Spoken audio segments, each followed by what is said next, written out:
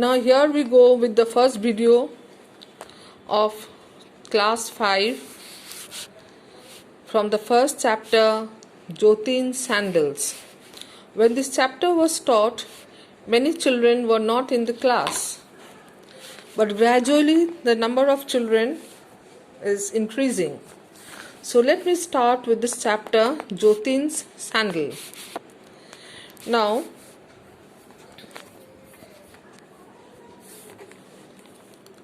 good morning everyone.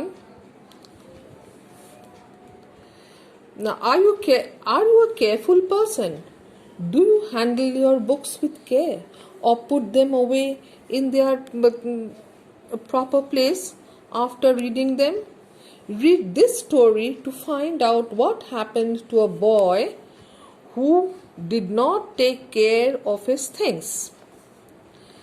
Jyotin's father got him a new pair of sandals and warned him, "If you tear your sandals this time,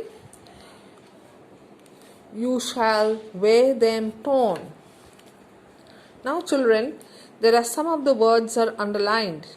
The underlined words are the answers of the questions given at the end of the chapter. Now Jyotin was a very careless boy. He needed a new pair of shoes every month. His clothes always tore after a few days' wear. All his books had torn covers, the pages were creased, and his slate had a crack from the top to the bottom. Another of his bad habits was to chew the ends of his pencil. They had come to look like groundnut shells because of the constant chewing. When his class teacher saw them, he asked, "Do you get proper meals at home?" Yes, some children have the habit of chewing. See, here we find Jyotin had the habit of chewing his pencil and making it into the shape of a groundnut shell.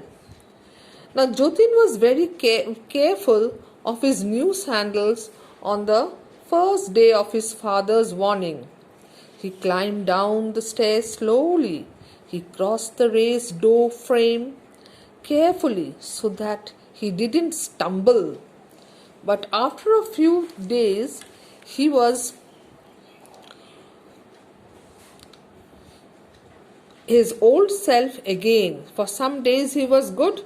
He took care of his sandals, and again he started with his usual habit. He started not taking care of his sandals anymore. Now children, there are some word meanings which are given at the end of the chapter, at the end of the page. Rather, at the end of the page, you please know these meanings, because this has to go a little fast. But after a few days, he was his old self again. He rushed down the staircase and stumbled against the stones. Yes, before a month was gone, his sandals were torn along the front. His mother advised, "Call a cobbler and get them mended in time, or else they will be finished." That means they will torn more, and he will not be able to wear them anymore. But the cobbler wasn't called, and the soles gaped wider. Yes, they began to be more torn. The soles gaped wider. There was only one thing that Jyotin cared for, that is his kite. He loved his kite very much. He would carefully patch and mend any kite that caught his fancy. If the kite had a tear, he'd barge into the kitchen demanding for glue from the rice. Glue means gum, to repair the kite. If he wanted to add a tail to his kite or needed a pair of scissors, he'd rummage through his mother's sewing box, that is, search.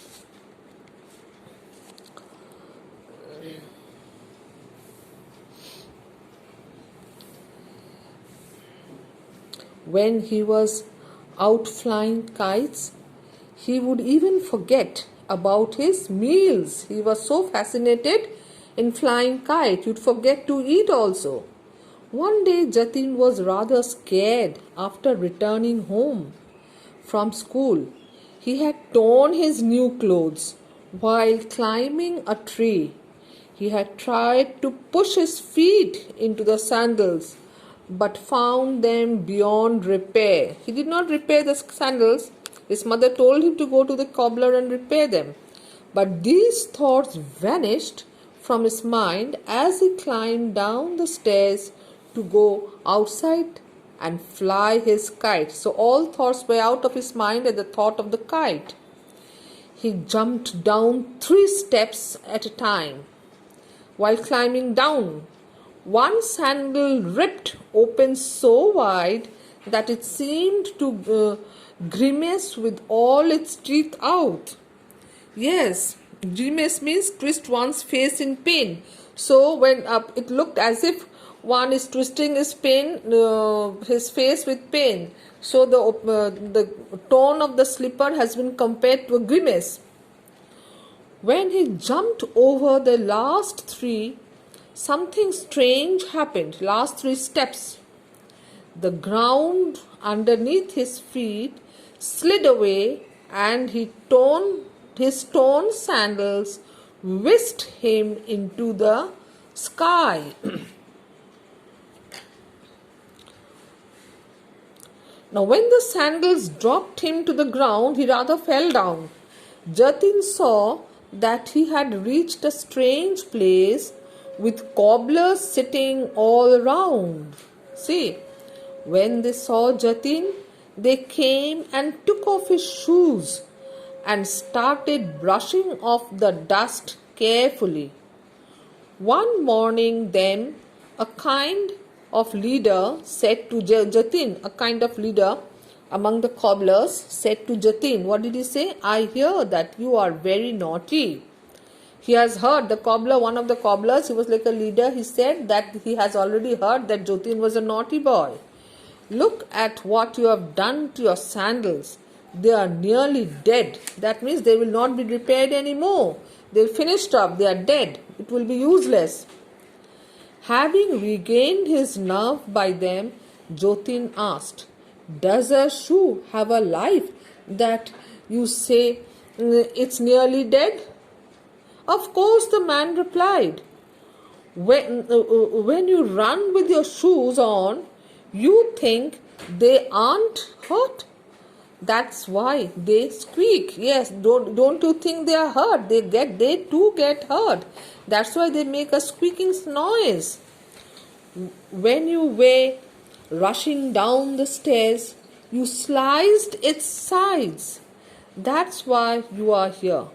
We are in charge of the things that belong to all the boys nearby. When they do not take proper care of their things, we teach them how to. Yes, the cobbler will teach how to stitch the shoes and take care of them. The cobbler handed him back his shoes and said, take it, start mending. That means start stitching. The cobbler is teaching Jatin how to mend the shoes. Jatin was furious, very angry. I do not mend shoes, he said.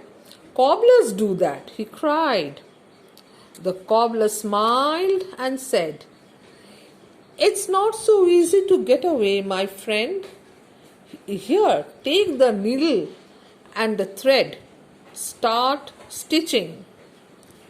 Jatin's anger had subsided by then. She got a little bit calm. He felt a little afraid also, thinking that he will not get new shoes anymore. Very soon his father has warned him. But I don't know how to stitch, he said. The cobbler replied, don't worry, I will teach you.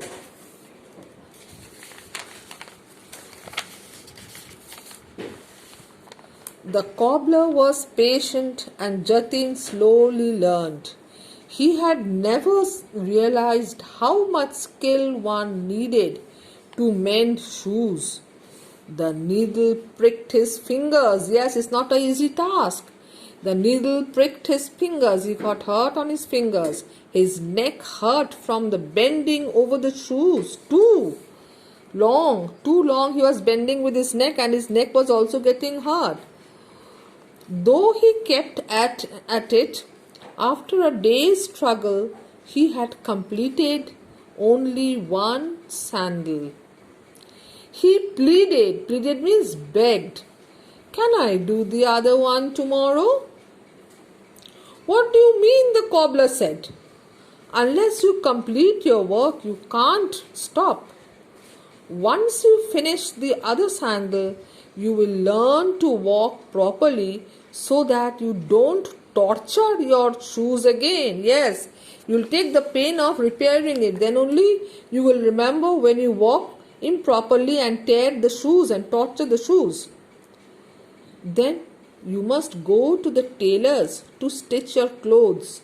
Then we shall see to the other things that you have broken.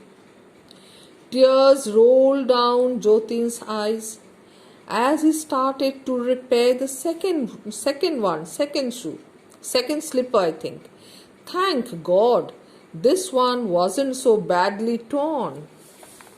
The other slipper was not so badly torn as the first one. Next, the cobblers took him to a 5-storied building. He was made to climb the staircase, one stair at a time to the top. If you took more than one stair at a time, he had to come down and start again. This was told to him.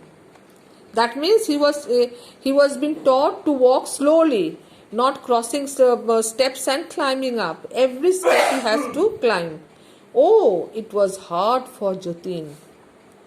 Walking slowly now, he reached an open field where tailors sat stitching clothes. Seeing Jotin, they asked, "What have you torn?" They looked at his dhoti and shook their heads in disapproval. "Oh, you have torn a good part of this. Sheer injustice. Start stitching, quick." Jotin dared not refuse. He took the needle and thread and began to stitch. Now this time he did not refuse. He started stitching. He saw the tailor sitting there. He had only pierced through the cloth twice when the tailor cried, "Is this what you call stitching? Start over." Start over means start again. Jotin was not doing it properly. After a while, Jotin begged, "I'm hungry. Take me home. I shall never tear clothes or shoes again." The tailors laughed. "Are you hungry?" they asked. "We have many of the things you like to eat." They brought him some pencils. "You like to chew pencils?" Yes, they knew that Jotin was in the habit of chewing pencils, as I've told you at the initial stage. So, don't you like to chew pencils? Eat these. We have nothing else. They left him and went back to their work. Tired and hungry, Jotin soon fell asleep. Just then something swished across the sky. It was the kite that Jotin has patched. It whispered to him, "I have come to help you. You have taken good care of me. Hold on to my tail." Jotin reached up and held on right tightly to the colorful tail of the kite. They went up into the air with a shh noise.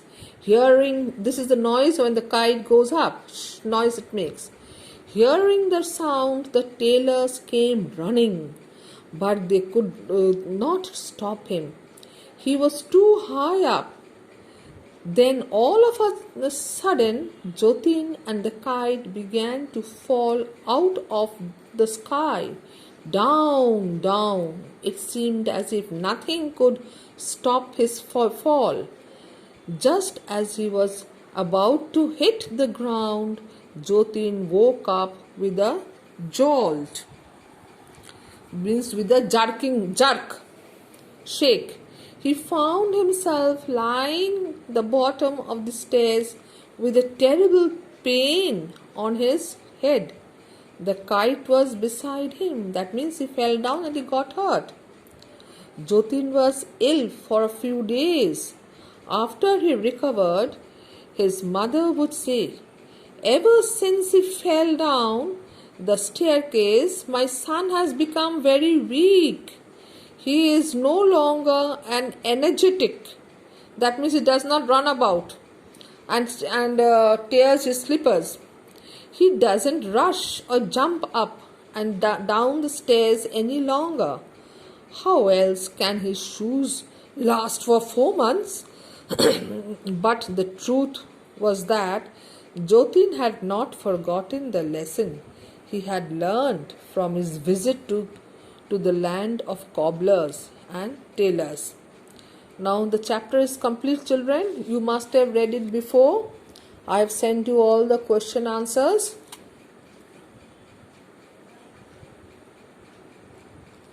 Okay, thank you. Read it.